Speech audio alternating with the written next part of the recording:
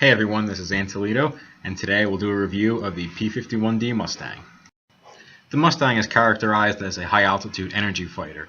It has great vertical capabilities, it retains its energy very well at high altitude, and it has a great top speed. Like the majority of the line, it is equipped with wing-mounted 50 caliber machine guns.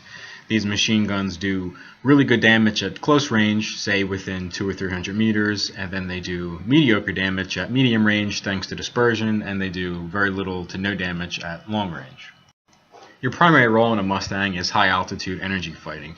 You have the ability to climb high and engage other high-altitude fighters and heavy fighters and win most of the engagements that you see. If you've read my BF109Z review, you know that the Mustang is the absolute bane of heavy fighters at Tier 7. You'll see here in this review that my first goal in this match is to get on the Z's tail, use my machine guns to take him down, and eliminate one of the biggest threats from the enemy team. You should work to do the same thing in your matches in clearing the field of high-altitude heavy fighters. After that, work on taking out any other high-altitude light fighters that are still on the field. Once the battlefield has been cleared of high-altitude fighters, you're pretty much set in the Mustang. Very few planes can match your vertical capability, and your defensive ability to go vertical is unmatched.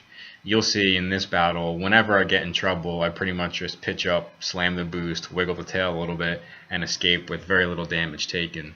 It's almost lazy flying at this point, but it works because it's highly effective.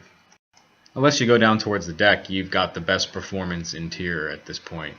If you go too low, you'll find out that your maneuverability is extremely lacking, especially compared to low-altitude turn fighters.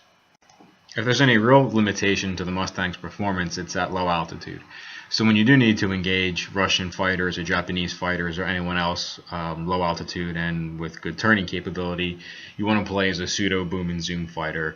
Stay above them, don't dive down to the deck with them, and engage in firing passes.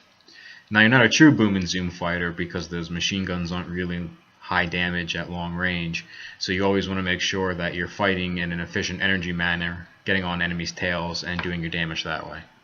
In addition, you want to avoid head-on engagements with heavy fighters and cannon-equipped fighters. Since your machine guns are relatively short range compared to a cannon, you're not going to win too many head-ons like that. Your biggest problems will be enemies flying a Mustang or an enemy flying a BF109G without wing cannons. The 109 line can hang with the Mustang at high altitude, and if they strip off the wing cannons, they can actually outperform you up top. Thankfully, the average 109 player usually equips wing cannons anyway. You don't see too many 109 pilots running without those cannons, although I am one of them, so do be careful if you see me on the enemy team, you're in a Mustang and I'm in a 109.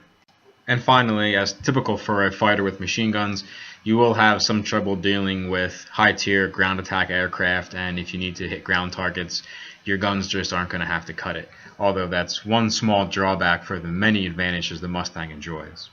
Overall, if you focus on your high-altitude energy game, you're going to find that the Mustang is an extremely strong plane that's going to give you an extremely good performance and rack up a lot of wins. Thanks for watching, and happy hunting!